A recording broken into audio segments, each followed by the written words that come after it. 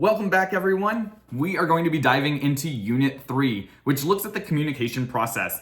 And with this, we're going to be exploring chapters 1 and 2 of the textbook. So chapter 1 looks at the communication process, and chapter 2 looks at communication research and theory. Let's dive into it. One of my favorite ways to start class is by asking, how would you define communication? And I want you to take a moment and jot some things down in your notes. What makes up communication to you? And there's a lot of different things that we can consider, from nonverbal communication, from eye contact, to body posture, to the clothes that we're wearing, all the way to the verbal elements that you are picking up even by listening to this lecture right here, right now. But let's go ahead and turn to what the book says. So the book defines communication as the process of mutual creation of meaning. What does that definition mean to you? So if I were explaining this to you, I would say that we have all created a shared understanding of certain things. And that can go from tangible things, like this plant right here, or the chair that I'm sitting in, and we could all agree, hey, that's a chair, or that's a plant. But even this idea of more ambiguous terms. So we all have an understanding of what it means whenever I say, hey, I'm happy, because I guarantee you've felt happiness before as well, right? But do we experience happiness in the exact same way? I don't know, but we all have a shared understanding. And that's what the definition's getting at, is that we have a mutual creation of meaning, because we're able to understand things from tangible, like a plant, all the way to abstract concepts like happiness. So I want to end this first slide by really getting you to think about how often you're engaging in picking up on people's communication, especially the nonverbal elements. Let's look toward this quote that I have in the slide. Constantly, tirelessly, automatically, we are making meaning. What perhaps the most remarkable about it is that we hardly notice that we're doing anything at all. And I challenge you to think about the number of times that you've walked into a classroom or you've walked into a room and you started to pick up on the vibes of everyone around you. That's you assessing the communication within the room. So you're constantly, I can't say that word today. So what you're doing is you are always picking up on individual cues, and you are making meaning of the world around you by perceiving what is going on. So one of the biggest challenges for researchers was, how do we map out what communication looks like? We understand that communication is multifaceted, but at the very beginning, they're like, maybe communication is linear. And so that's what we have in the slide right here, is that they assumed communication went from a source to the message and then to the receiver. So it'd be like me seeing you in a room and saying, hey, what's up? And then hoping you receive that message. But as we think back and question that, we recognize that communication isn't one directional. However, it's very multifaceted. And whether you understood the hey, what's up or not becomes a little bit more difficult to diagram. So after doing some research, communication scholars decided to come up with the transactional model of communication. So let's go ahead and dive into that model. In this slide, we have some beautiful models showing you the transactional model of communication.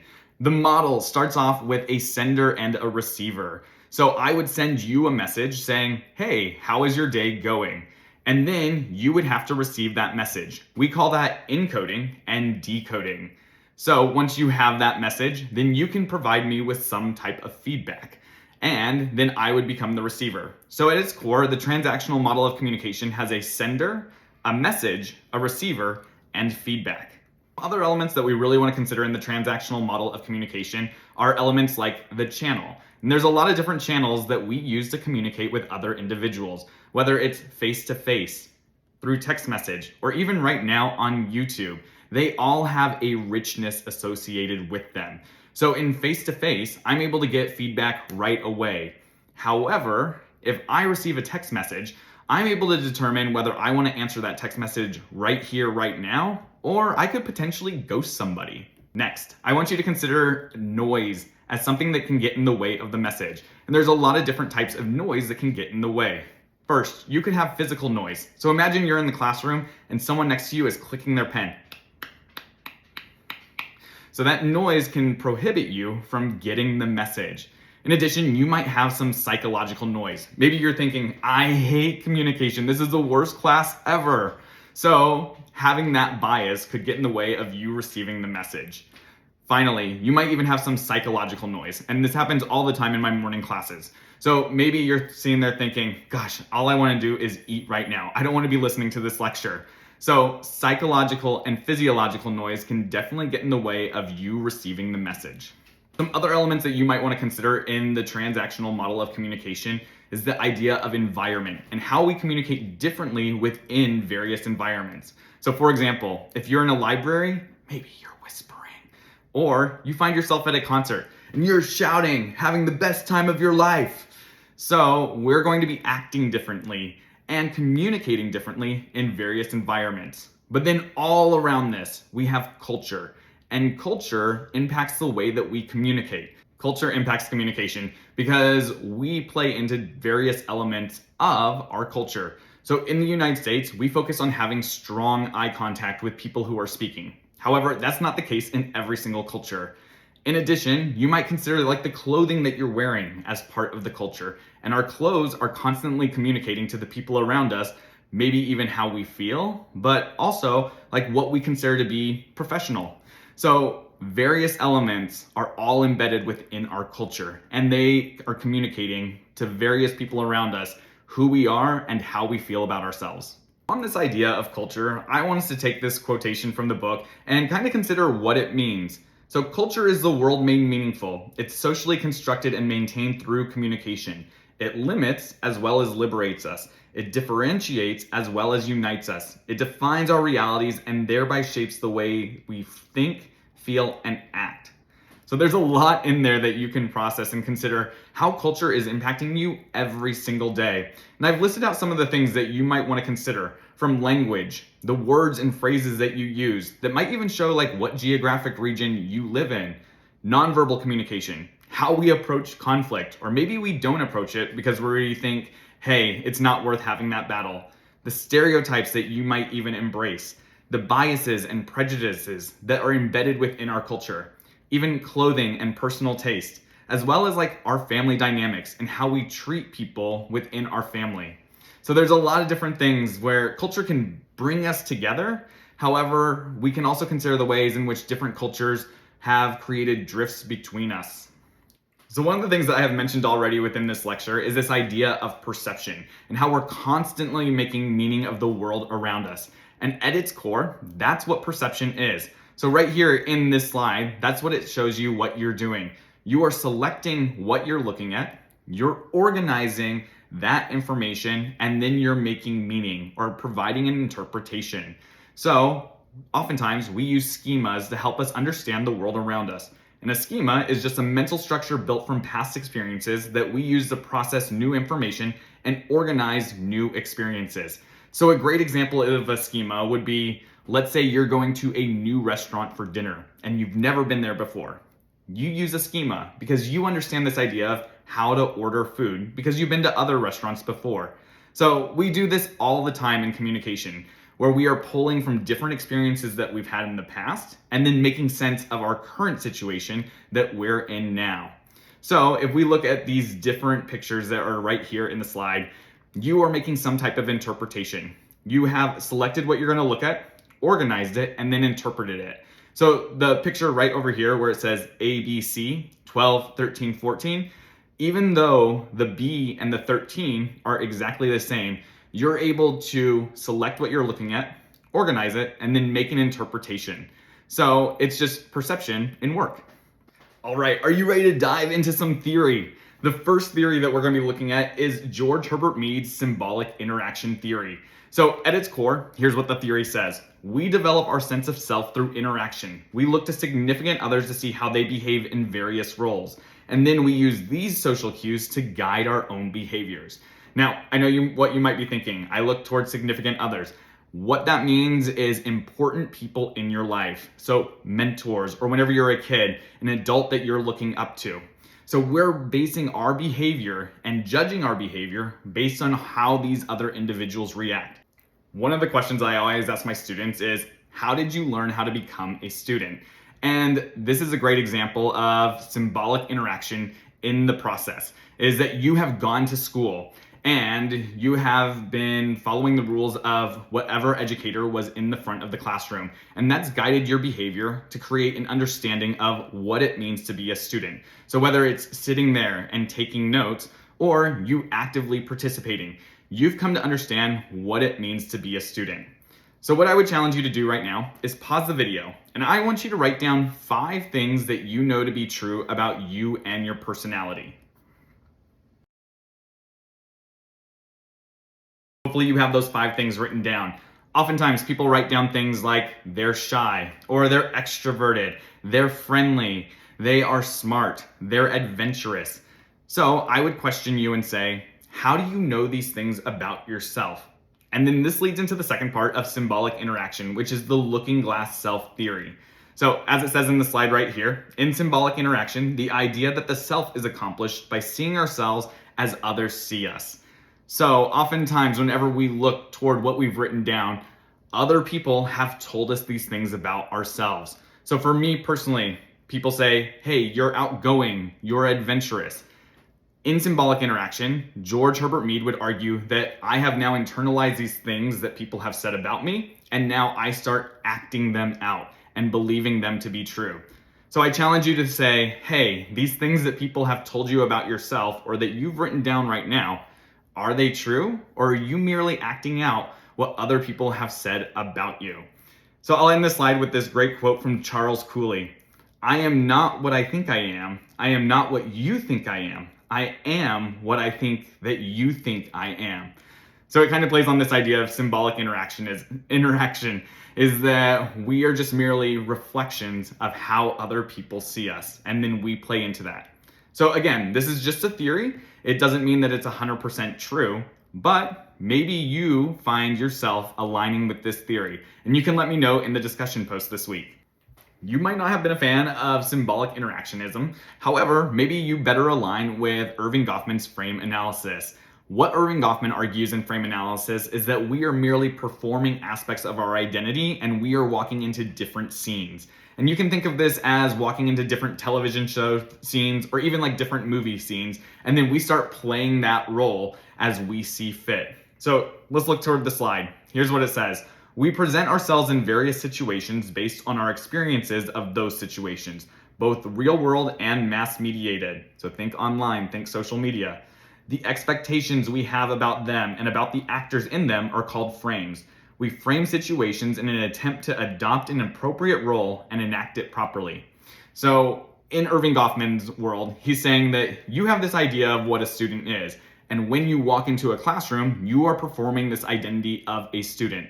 The same would be true if you went to work. So let's hypothetically say that you work at Chipotle.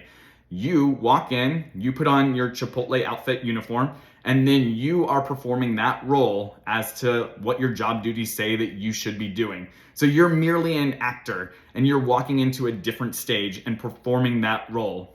So do you think that that's more aligned with reality? Do you like this theory better? By no means was I able to cover every single aspect of symbolic interactionism as well as frame analysis. So I encourage you to look at the book and look at some of the different various elements that align with these theories. And then whenever you make your post this week, you can explicate and explain to us why you liked one theory better than the other. Woo! We just made it through chapter 1, and now we're going to be bouncing into chapter 2, which is going to be looking at communication research. One of the things that I want you to consider is what intrigues you about communication. There's so many different facets to communication, whether it's looking at individuals' nonverbals or even mass-mediated communication. So what are you looking at online in regards to television, movies, newspapers, books? So many different aspects. And we can even look at social media. So I challenge you right now to think, hey, what interests you about communication and what is something that you would like to study? If you were in my classroom, right now I would have you walk up to the front of the room and write your major up on the board. And the reason behind that is because every single field is connected to communication in some type of way. From healthcare all the way to business, we are consistently using communication to connect with individuals around us. And I guarantee that you probably have some theories about communication. And theories, as we know, are not 100% true. However, what many theories do is that they are able to predict our behavior. So let's look at the definition of a theory. So a theory is just a unified, coherent, and organized set of explanations and concepts and principles describing some aspect of the world. And I really like this definition, as well as the way that the book frames how a theory can be used. And they provide us 3 different ways of looking at it. First, a net, second, a lens, and third, a map. So a net. If you were to throw a net into the ocean, are you going to catch every single fish? 100% not. No, but you are going to catch some fish. And that's a great way of thinking of a theory. There's always going to be some fish that aren't going to be caught in the net, as well as whenever you're doing an experiment, some people who are going to be outliers. So a net's not going to catch everything, but it is going to give you a good sample. Second, a lens. Whenever you look through a microscope, you're going to see a small picture, but you're never going to see the entire picture. So thinking of a theory as a lens, like something that you're going to look into and see a snapshot, but not always the entire picture. And then finally, a map. So whenever we use Google Maps, it gets us from point A to point B. However, there's always more than one route. And I think this aligns great with thinking of communication and trying to predict people's behavior. So are we going to adequately always be able to predict individual behavior? No. However, if I were to hit you, chances are maybe you would hit me back, and that could provide us a map of looking at a theory. So again, I leave you with that question. In terms of communication, what is something that interests you? What is something that you would like to study? The book does a great job of diving into scientific inquiry and research. And along with that, there are 3 philosophical questions that help guide research, no matter where you're doing research, whether it's scientific or in communication. So those are ontology, epistemology, and axiology. Let's start with the first one, ontology. It questions the nature of reality and what is knowable. And a great example of this is looking at communication research that deals with love. If you were in class, I would ask you the question, what is love? And I know you really want to say, baby, don't hurt me. But I challenge you right now, define it. What is love and how would you study love? I guarantee many of us have felt love before, and this becomes very difficult to define and even do research on. So with ontology, if we're saying that love is real, we would have to come up with an operationalized definition. How are we looking at love? Maybe it's the amount of eye contact that people have with each other. Or maybe we're doing an experiment and we're looking at different acts of kindness. Or maybe we're getting super scientific about it and we're hooking people up and we're looking at the dopamine that people are feeling and measuring that. So there's no right or wrong way. However, we have to operationalize what we're looking at, and that's what ontology does. So once we figured out, hey, how are we going to do this? Then that leads us into the second question, which is epistemology. It questions how to best create and expand knowledge. And I like to tell people to think about the methodology in which we are approaching our research with. So maybe you decided we're going to do a survey and we're going to hand out that survey to different individuals. Or maybe you decided that you want to do an experiment and you're going to have people go on dates with each other and you're merely going to observe. There's no right or wrong way, but at its core, that's what epistemology is saying is you've operationalized what you're looking at, and now you've decided that this is the methodology to best expand and create research. Next, we're going to look toward axiology. So axiology questions the proper role of values in research and theory building. In the sciences, we're told, hey, all our research needs to be bias-free. We can't have any bias whatsoever. However, in communication, maybe it's important that we recognize our values and we address our values, our biases up front, because sometimes we do interpretive research. And we're going to dive into that on the next slide. So can you have biases in communication research? Yes, you can. And this is going to better explain why axiology is important in communication research.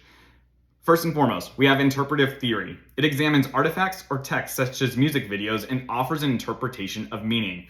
A great example that I like to use in my class is Cardi B and the song WAP. If you haven't listened to it or seen the music video, I encourage you to do so. And I use this as an example because many students say, hey, this music video, it's empowering to women. We love it. However, on the flip side, there's individuals that say, this is the tackiest music video ever. I don't like it. It makes me feel uncomfortable, especially watching it in a communication classroom. Both interpretations are valid. And then we talk about how people got to feeling the way that they felt while watching the music video. So consider WAP as a great example of interpretive research and considering how it can help some people feel empowered, while it can also make some people say, hey, this isn't empowering women whatsoever. Next, let's go ahead and take a look at critical theory. So critical theory challenges existing ways of organizing the social world and the people and institutions exercising power in it. This theory examines inequality and oppression. And I think a really great example of how people have used critical theory is in the show The White Lotus. If you haven't seen it, there is season 1, which is a great way that they have used critical theory to look at the patriarchy as well as inequality and issues of oppression. It's about a resort that has very wealthy people in it. However, their privileges are definitely shown throughout the entire series. In the second season, it really looks at toxic masculinity and as well as the patriarchy again. And this show does a great job of utilizing a critical theory to say, hey, here are some issues that are wrong within society. However, we can poke fun at it, but we do need to be mindful and critical of what is going on in the world and how these are being enacted. So there's lots of different ways that we can be interpreting texts as well as being critical of the world around us. And there's 3 different methodologies that I really want you to consider. First and foremost, we have qualitative. Qualitative is going to have you interviewing different people. It's going to allow you to have more of an interpretation, building themes in your research.